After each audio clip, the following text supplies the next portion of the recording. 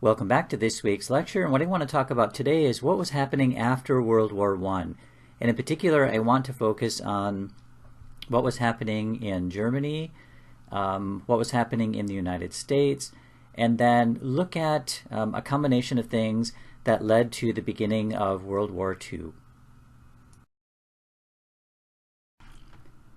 So last week we looked at the downfall of the Central Powers, mostly because of the Treaty of Versailles, which had officially ended the war.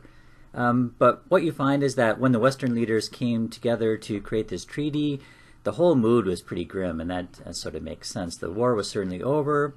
Some of the violence continued throughout Europe, and in essence what happened after the war is that four empires crumbled. You've got Germany being defeated, Austria-Hungary, Russia, and the Ottoman Empire. And you have to remember, Germany actually became a republic called the Weimar Republic. Revolution had engulfed Russia, as we talked about last week.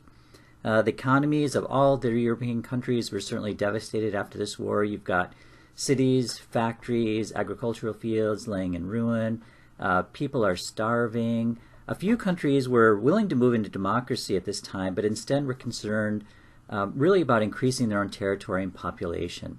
And as I have up here on the slide, you've got four big winners, or really three big winners. Four. France, Germany, Italy, and Romania. From the losers, you have some new countries being created. So you've got Czechoslovakia, Finland, Estonia, Latvia, Lithuania, Poland.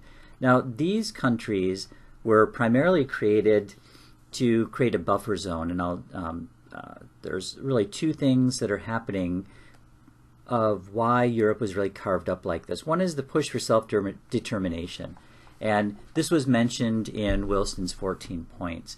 You also had the fear of the Bolsheviks in Russia, and this is one of the main reasons why you've got Finland, Estonia, Latvia, Lithuania created, because it felt like there was going to be a buffer zone put between the Western countries and communist Russia.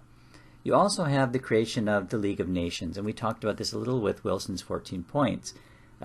This gave a way for European countries to get together and to solve their problems before wars started to break out. And we saw this happen many times, for example, with the Congress of Vienna.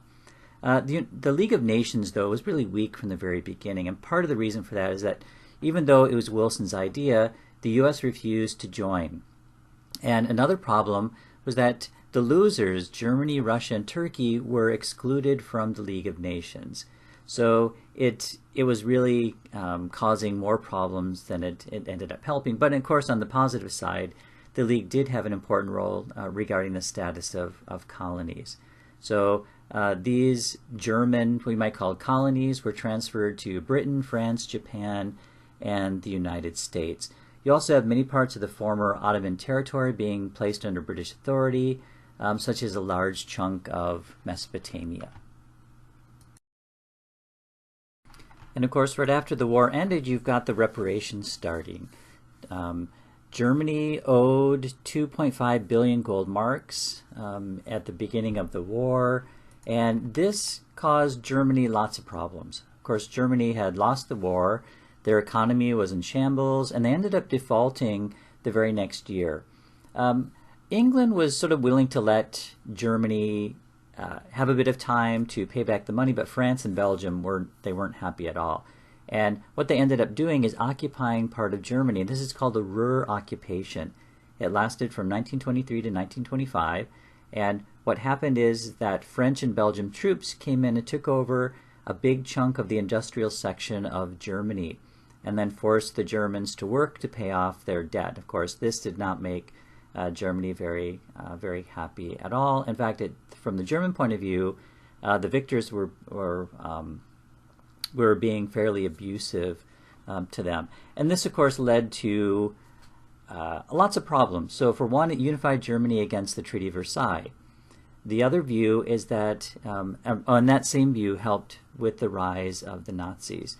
The second, of course, was the drain of resources out of Germany, which led to a pretty horrible economy.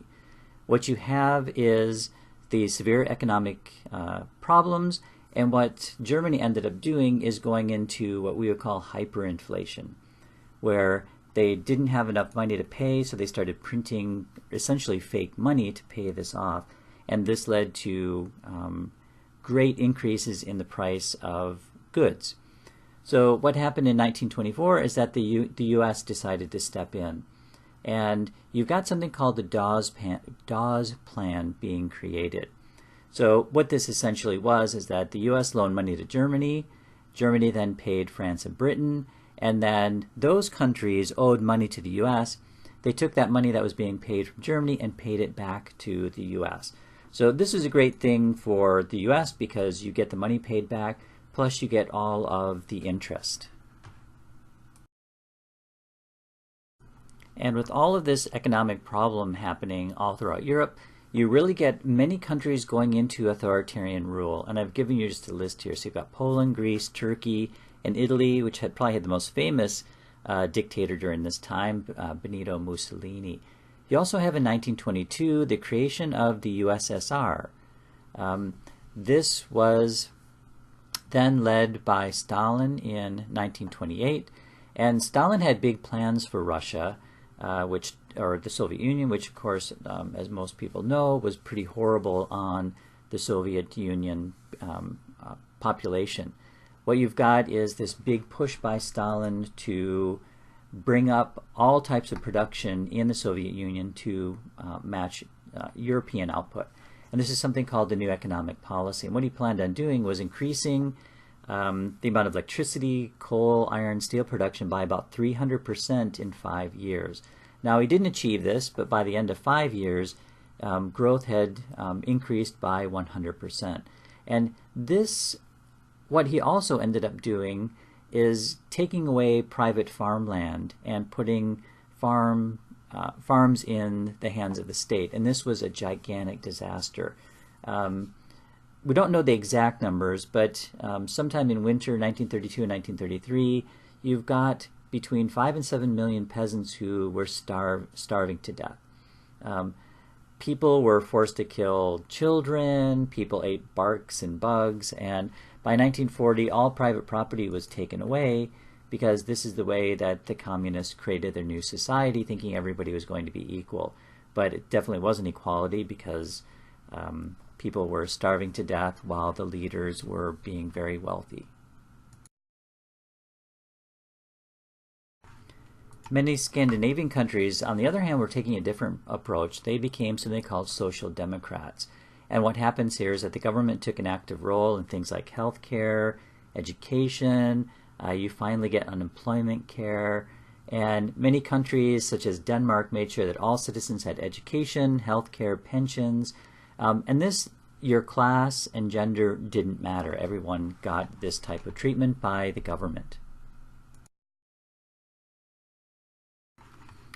I had mentioned last week that New York had become the financial capital of the world, and what it ended up doing is borrowing lots of money, borrowing out lots of money to European countries, and they became highly dependent on the U.S. economy.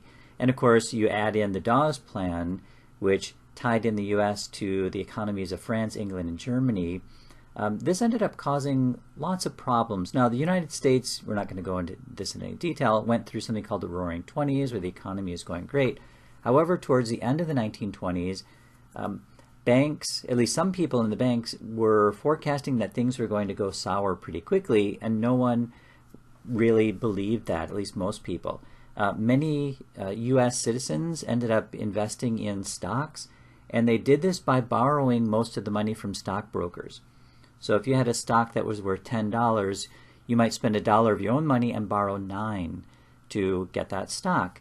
And the reason people were doing this is because the stock market was going through the roof during this period and everyone wanted to get rich.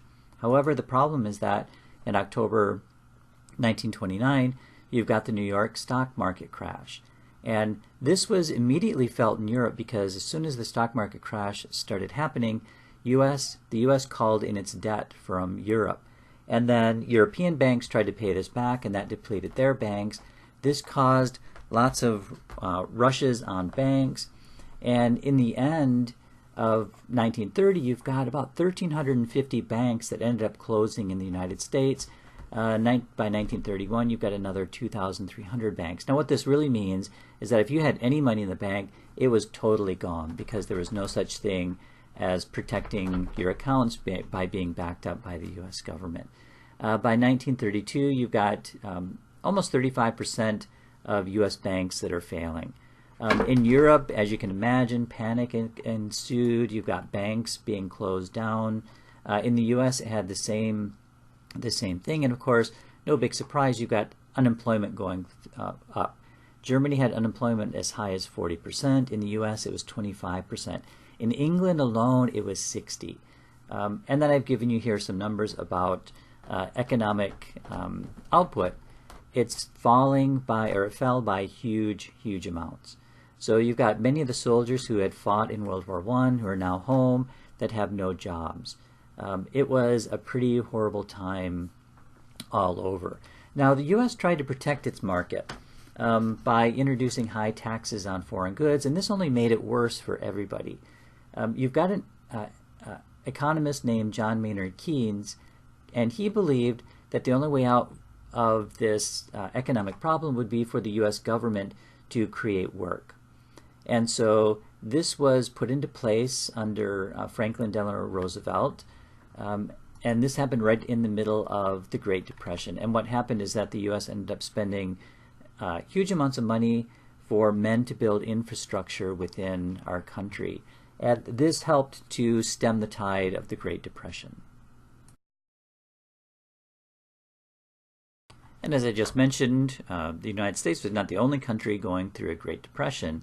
And these economic problems caused lots of problems for governments. You have a Spanish Civil War that took place in 1936 to 1939. And you've got Franco taking power, who was an absolute dictator. And unfortunately, by 1939, you've got many countries in Europe that had started off as growing democracies, which were now controlled by dictators. And I've given you a list here: Latvia, Poland, Hungary, Greece, Yugoslavia. These are all under the control of dictators, and things were looking pretty bad in Europe during the 1930s.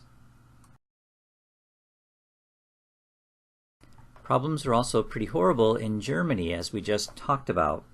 And part of the problem is, of course, the Versailles Treaty and the way that the Allies treated the defeated Germans. And this actually helped increase the rise of nationalism, especially in terms of the Nazis. And I've given you a few numbers here in terms of election results. So you've got 2.5% support for the Nazis in 1928, and this goes all the way up to 37%. And as I put up here on the slide, in 1933, you've got Hitler becoming the Chancellor of Germany. So he started off fairly small and moved up pretty quickly by whipping up all of this hatred against the Versailles Treaty. You also have something called the Enabling Act that happened, and what this really was is that it gave Hitler extraordinary powers in making decisions for the government in all matters of national security. And what he ended up doing is outlawing the Communist Party, and he essentially became a dictator. As soon as Hitler was elected, he started to kill off his enemies. He created his SS troops, which started off as personal bodyguards. They started to kill lots of conservative leaders, lots of liberal leaders.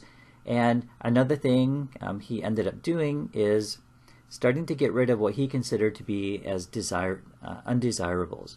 So he set up concentration camps as early as 1933. And in 1935, he enacted something called the Nuremberg Laws. And what this ended up doing is stripping German Jewish people of their citizenship. It forbid them to marry non-Jews, and it restricted their economic and social activities. So, for example, Jewish doctors could only treat Jewish people, and Jewish people could only shop at Jewish stores, and Germans were forbidden to shop at those stores. So this made things pretty awful for the Jewish population in Germany.